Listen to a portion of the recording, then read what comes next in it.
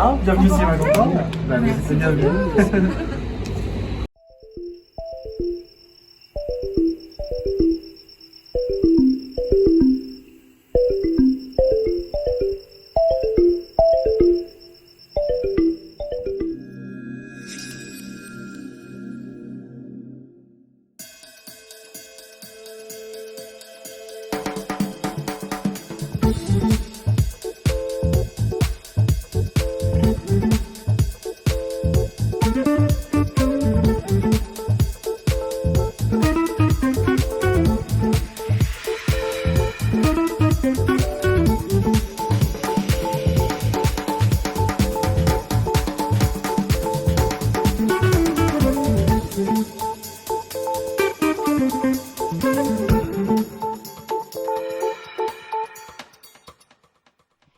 Bienvenue dans cette journée de l'Europe le 9 mai avec le cinéma à l'honneur et on vient de voir justement la bande annonce en fin de compte d'un label qui s'appelle Europa Cinéma. Donc nous avons le plaisir d'être en compagnie aujourd'hui de deux grandes figures du cinéma à La Roche-sur-Yon et en Vendée avec Mathias Tribalo à la gauche de votre écran, directeur du cinéma Le Concorde à La Roche-sur-Yon. Bonjour. Et également Monsieur Jacques Franchetot, responsable du Printemps du cinéma allemand à La Ferrière dans l'agglomération de La Roche-sur-Yon. Bonjour. Donc cinéma européen, label européen, Mathias Tribalo, on a vu donc votre bande-annonce comme je disais en introduction. Pouvez-vous nous dire en quoi consiste ce label Cinéma Europa ? Oui, bien sûr. C'est un réseau européen et même mondial de salles de cinéma qui est soutenu par la Commission européenne et par le programme donc, Europe Creative Media. Il regroupe 43 pays, donc ce qui est quand même assez énorme en termes de... C'est ce que ça dépasse les frontières de l'Europe. Ça a été depuis un certain temps, ça va aussi en Amérique du Sud, en Asie, au Moyen-Orient aussi. Donc il y a des salles un petit peu partout qui font la promotion du cinéma européen. Donc l'objectif effectivement de ce label, c'est de faire la promotion du cinéma européen avec des films non nationaux. Donc nous, par exemple, des films hors les films français, et puis des actions à destination du jeune public aussi avec certains films européens. Très bien, donc est-ce que vous avez un quota de nombre minimum de films européens à diffuser ? Exactement, donc ce que pourra dire d'ailleurs mon collègue Jacques Franchetot par rapport au cinéma aussi dont il s'occupe, c'est vrai que ça peut être un peu compliqué pour certaines salles puisqu'il y a déjà un volume qui est donc à 30 000 spectateurs et nous on doit passer 22% de films européens pour être dans ce label-là. Alors nous ça va parce qu'on est ouvert toute l'année et qu'on est un cinéma de taille moyenne avec 2 salles et que c'est notre cœur de métier que de faire de la diversité. Donc on fait des films qui proviennent du monde entier, forcément beaucoup de films européens, mais c'est vrai que ça peut être plus compliqué pour d'autres cinémas. C'est bien pour ça qu'on est le seul cinéma labellisé Cinéma Europa du département. Après, il faut aller à Nantes ou à La Rochelle pour effectivement avoir des cinémas labellisés, enfin dans les plus proches. Alors justement, le cinéma européen vient de remporter des prix à la dernière cérémonie des Oscars, 4 prix qui ont remporté justement, comment dirais-je, l'adhésion du jury américain. Est-ce que justement vous voyez un bel avenir au cinéma européen et quelle est sa place par rapport au cinéma mondial ? Clairement, c'est un signe en tout cas de la créativité du cinéma européen, ce dont nous n'en doute pas, mais c'est bien qu'en tout cas les États-Unis le reconnaissent, parce qu'on sait très bien que le cinéma européen est extrêmement présent, de toute manière, c'est le cinéma italien, le cinéma français, allemand, et de toute l'Europe. C'est vrai que jusqu'à maintenant, c'était un peu moins reconnu peut-être au niveau des États-Unis, même s'il y a déjà eu des prix quand même par le passé. En tout cas, c'est une belle reconnaissance de la créativité du cinéma européen. Donc ça promet un bel avenir parce que le cinéma européen est très créatif. Alors on en reparlera tout à l'heure en fin d'interview, en deuxième partie, avec justement ce film Drunk, qui a eu le prix du film étranger et qui avait eu un prix européen, le prix Lux. Petite dernière question, si je vous demandais de me donner votre coup de cœur ou pour vous, qu'est-ce qui représente le plus le cinéma européen ? Est-ce que c'est un réalisateur ? Est-ce que c'est un film ? Si vous aviez à définir le cinéma européen avec un coup de cœur. C'est une question très très très difficile parce que justement il est très divers, c'est ce qui est intéressant et c'est ce qu'on aime aussi dans le cinéma, c'est sa diversité. Moi j'aime bien aussi quand le cinéma questionne, donc voilà, il y a aussi du cinéma qui questionne aussi l'Europe, donc par exemple le film Styx qu'on a pu projeter dans le cadre du Festival international du film, questionnait la question des migrations. Et ça, voilà, c'est fait pour ça aussi le cinéma. Adult in the Room de Pedro Costa aussi, qui vient questionner la question de la Grèce et la sortie de la Grèce, notamment vue par la Grèce, donc ce qui était aussi voilà, un point de vue intéressant. Voilà, j'aime bien en tout cas ce cinéma qui vient questionner, parce qu'après, enfin, je peux donner mes goûts personnels, mais je ne trouve pas que ça représenterait le cinéma européen, puisqu'il est extrêmement divers en soi, et c'est ce qui est plutôt fort. Et nous, que ce soit sur le Concorde ou sur le Festival international, on propose énormément de films européens, parce qu'il est riche de cette diversité-là, que ce soit du côté artistique ou même sur le propos. Et on le voit là juste par les quelques exemples qu'on vient de citer. Ce sont des propositions complètement différentes, quoi. Donc, c'est ce qui est intéressant. Alors justement, vous avez fait allusion au Festival international du film de La Roche-sur-Yon. Est-ce que vous imposez un quota minimum de films européens à présenter en première ou en avant-première, puisque c'est la spécificité de votre festival à La Roche-sur-Yon? Alors non, parce que le principe du festival, c'est justement de ne pas s'imposer de contraintes, si ce n'est justement que ce sont des premières et avant-premières françaises. Dans ça, il n'y a aucune contrainte de genre, de nationalité ou de temps par rapport au festival. Par contre, c'est un festival où il y a énormément de présence européenne parce que, on revient à ce que je disais tout à l'heure sur la créativité du cinéma européen. Par exemple, l'année dernière, on a pu donner une carte blanche à Sally Potter, donc à Jonah Hawk aussi, avec une rétrospective. Beaucoup de films aussi ont été primés lors du festival et que ce sont des films européens. Donc Vitalina Varena, par exemple, de Pedro Costa. Si je ne fais pas l'erreur que ça de tout à l'heure. ou This is not a burial, it's a resurrection de Léo Mang, Jeremiah Moses, qui a été primé l'année dernière dans le cadre du prix Trajectoire BNP Paribas. Pardon, le prix Nouvelle Vague. Ça permet aussi à certains films européens d'être découverts et notamment d'être distribués. Donc c'était le cas de Labyrinthe d'Augusto de Ronas Trueba, par exemple, qui a été vu ici en première française, qui a permis de trouver un distributeur français qui soit après distribué sous le nom de Eva en août, en version française. Et là c'est le cas aussi This is not a burial, it's a resurrection, qui va ressortir aussi en France. Donc ça c'est aussi ce qu'on essaye de faire nous, à notre échelle, c'est de promouvoir aussi des films pour qu'après ils trouvent des distributeurs aussi en France. Et ça forcément ça fait écho aussi au cinéma européen largement, même si c'est pas un critère de sélection en tout cas pour les films. Donc, Festival international du film à La Roche-sur-Yon, c'est à quelle période en général? C'est la deuxième semaine d'octobre à peu près. Généralement. Et quelques mois avant, au printemps, nous avons un autre festival en Vendée aussi, le Printemps du cinéma allemand, organisé par le cinéma de La Ferrière. Donc Jacques Franchtot, vous êtes avec nous aujourd'hui en cette journée de l'Europe, merci. Et donc dans cette thématique Europe et cinéma, pouvez-vous nous dire pourquoi ce choix d'un petit cinéma, parce que La Ferrière, vous nous direz le nombre d'habitants à La Ferrière, d'avoir fait ce choix d'un festival de cinéma allemand et avec sa particularité qui sont que des films en version originale?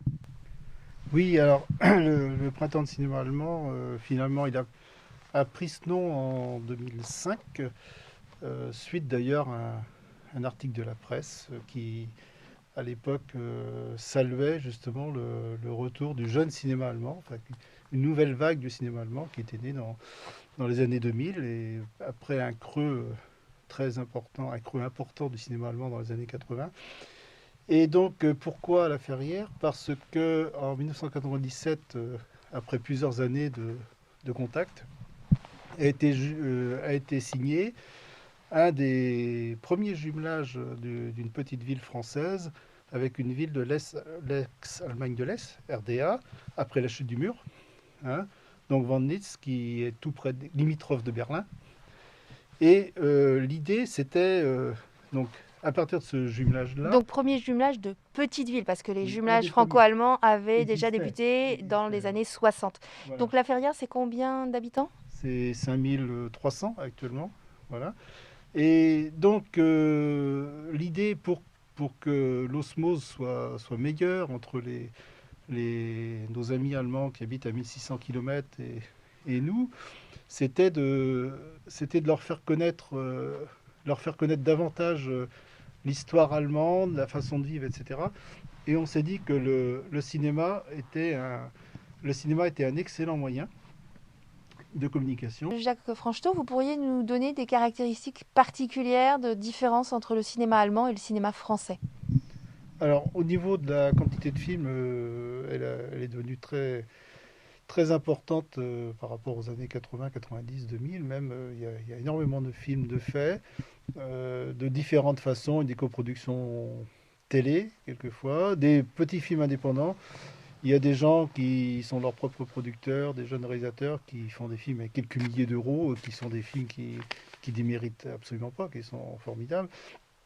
Il y a des films donc art et essai comme chez nous. Il y a aussi des coproductions avec des majors américaines qui sont plus formatées, là par contre plus grand spectacle. Concernant le cinéma d'auteur allemand, bon, il y a des gens qui tournent régulièrement, qui sont reconnus comme Christian Petzold, Angela Schenelec ou des gens comme ça, bon, qui ont une certaine assise, mais ça ne veut pas dire que ce soit une grande audience au niveau des entrées de salle non plus. Un film allemand à réessai, il va être vu principalement dans les grandes villes, à Berlin, à Hambourg, Leipzig, etc., à Munich, mais peut ne rester qu'une semaine ou 2 semaines à l'affiche et finalement atteindre des scores qui peuvent être seulement de 10 000 entrées ou 20, 30 000 si ça se passe bien. Alors qu'en France, pour des films à réessai, on est sur des audiences plus importantes? Un film à essai en France qui a la chance de plaire et voilà, qui cartonne, on peut très vite atteindre 100 000, 200 000, 300 000 entrées, et même c'est ce qu'on appelle de l'art essai finalement assez grand public, alors qu'en Allemagne c'est extrêmement difficile de faire ça, parce que la fréquentation du cinéma en Allemagne est moins importante qu'en France, les cinémas, et puis le public va, on va dire, à 90% sur des films américains, hein, dans des multiplexes, en dehors des grandes villes, où à Berlin, bon, il y a plusieurs dizaines de salles art et essai qui fonctionnent bien, mais sorti des très grandes villes, Berlin, Hambourg, je veux dire, c'est beaucoup plus difficile de montrer un film quand on est jeune réalisateur, et certains me disaient que quand ils venaient en France à la Ferrière, ils avaient beaucoup plus de public qu'en Allemagne. Enfin, ils n'avaient pas une salle remplie comme ça en Allemagne pour voir leurs films, avec un public qui connaissait leur cinéma, ce qui n'était pas le cas en Allemagne. Très belle transition. Question qui va s'adresser maintenant à vous deux. Est-ce que vous pensez que la crise sanitaire qu'on vient de vivre et vous de subir avec la fermeture des salles de cinéma, pensez-vous que le retour des spectateurs va être une envie folle de revenir voir des films sur grand écran, ou au contraire, est-ce qu'ils se seront habitués à voir des films sur des plateformes et derrière leur petit écran? Je pense qu'il va falloir un certain temps quand même pour que tout le monde revienne. On a déjà des spectateurs en tout cas qui sont impatients de retourner en salle, et je pense que les plus fidèles, les plus passionnés, bien sûr, attendent que ça. Enfin, nous on l'a vu là avec l'annonce sur les réseaux sociaux, ça a très vite réagi, et qu'il y a un public qui est prêt à revenir tout de suite et qui est pressé de revenir. Après, ça dépend principalement de l'offre, en fait, la fréquentation. Et il est sûr que l'offre va encore peiner du fait des contraintes sanitaires, parce que quand on a des jauges à 35%, un couvre-feu à 21h, forcément certains films porteurs ou avec des grosses distributions vont pas sortir maintenant parce que ce sera pas rentable pour eux. Et donc ils vont attendre qu'on arrive à des ouvertures à 65% et plus. Et puis, il y a aussi le facteur des États-Unis. Donc, comme disait Jacques tout à l'heure, surtout en plus dans d'autres pays européens où ils sont extrêmement majoritaires. Chez nous, c'est un peu le cas aussi, hein. Normalement, ils sont à plus de 50%, sauf l'année dernière, parce que l'année dernière, c'était extrêmement compliqué. Mais ça pose des vraies questions, parce qu'en fait, le cinéma est une industrie mondiale. Et que si les États-Unis ne peuvent pas sortir leur blockbuster. En fait, ça ne permet pas de faire tourner toute la machine industrielle mondiale, et notamment en France. C'est ce qui va financer et les salles, parce qu'il y a une partie, en fait, quand vous achetez un ticket, en fait, il y a une partie qui retourne au CNC qui permet de financer après la construction de salles ou la mise aux normes ou de nouveaux équipements, et une partie très importante pour le cinéma français qui est la création. Et ça, effectivement, on ne voit peut-être pas tout de suite quand on n'est pas dans le milieu, mais en tout cas, les ventes de films, euh, quels qu'ils soient, permettent de financer aussi le cinéma français. Donc, et ça, c'est extrêmement important. Et si donc, il nous manque les blockbusters américains, ce qui est le cas actuellement, avec le choix de certains grands distributeurs de faire des sorties sur plateforme et cinéma en même temps, ça va forcément enrayer un petit peu la machine. Mais là, on voit quand même que les grands distributeurs font une petite marche arrière, parce que pour prendre l'exemple de la Warner Bros. Qui avait annoncé qu'effectivement tout 2021 elle sortirait ses films en même temps sur plateforme et sur grand écran, commence à dire qu'en fait elle ressortira sur grand écran, parce que je pense que cette économie est aussi vitale pour eux, parce que forcément elle rapporte beaucoup plus que les plateformes de streaming, même si elle rapporte, mais elle rapporte à peu de gens en fait par rapport à ce qu'est le cinéma, le vrai cinéma. Puis après, pour conclure, j'ai envie de dire aussi pour les spectateurs, c'est que l'expérience cinéma est autre chose quand même qu'une expérience à la maison. On l'a tous vécu, je pense, et ça justement, on se rend compte à quel point, enfin, pour ceux qui aiment le cinéma, la différence qu'il peut y avoir entre une salle de cinéma et puis un écran à la maison, même correctement équipé, on n'est pas du tout la même chose. Et puis on n'est pas sur un temps de partage avec les autres. Toute une salle qui rigole en même temps ou qui a une larme en même temps, voilà, c'est quelque chose, c'est pas rien. Enfin, on est en train d'échanger, et puis après à la sortie de la salle, on discute avec les gens. On n'est pas chez soi, sur son canapé, voilà, c'est pas du tout la même émotion, je pense. Alors justement, on va conclure avec le film dont on parlait tout à l'heure, en introduction, qui a gagné un Oscar, l'Oscar du meilleur film étranger, Drunk, de Thomas Vinterberg, qui est danois. Est-ce que vous, en tant que cinéma Concorde à La Roche-sur-Yon, et vous, en tant que cinéma Le Roc à La Ferrière, vous avez l'intention de projeter ce film qui, avant, avait obtenu le prix du cinéma européen, qui est attribué par le Parlement européen et l'Agence européenne du film, qui s'appelle le prix Lux, qui est décerné chaque année à un film qui fait justement la promotion de la culture européenne et des valeurs européennes. Alors, nous, on est très attachés au prix Lux, qui avait été décerné, par exemple, à Goodbye Lenin, qu'on avait passé de façon extraordinaire à La Ferrière avec l'avenue de l'actrice allemande, euh, originaire de RDA, qui est Catherine Sass, qui était venue à La Ferrière pour une soirée extraordinaire en 2003. Donc, ces films européens primés sont très importants, de même qu'on participe régulièrement, quand elle a lieu, à la journée européenne des cinémas d'art et d'essai, qui cette année n'a pas eu lieu parce qu'elle était en novembre, après la fermeture des salles. Alors Drunk était prévu lors de la quinzaine art et essai cinéma du monde de novembre dernier, 2020, qui n'a pas eu lieu non plus. Donc évidemment, on l'a pas, du fait de ce fait-là, on ne l'a pas passé.